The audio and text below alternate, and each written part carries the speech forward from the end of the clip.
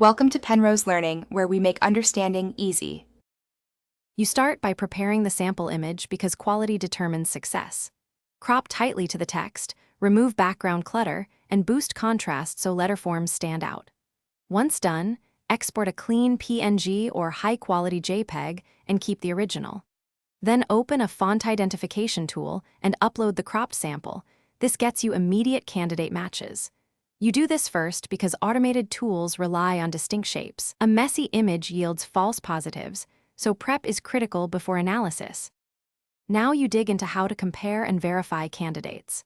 Check X height, stroke contrast, serif shape, terminals, and unique bowl or tail forms. These details narrow results. Use 2 or 3 identification services and run a vector trace to isolate outlines for clearer comparison. Once you see candidate fonts, place your sample beside each candidate and inspect characters like G, A, Y, and Q. Those reveal design families. Make sure to note metrics like kerning and spacing, because those often distinguish similar fonts. Finish by confirming the best match and handling licensing.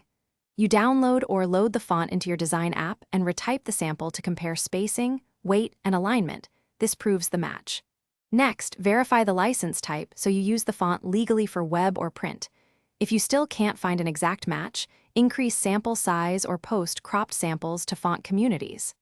A key troubleshooting tip: when matches fail, clean and enlarge the sample. Small artifacts often hide defining details. Thanks for watching. If this was helpful, leave a like and consider subscribing. See you next time.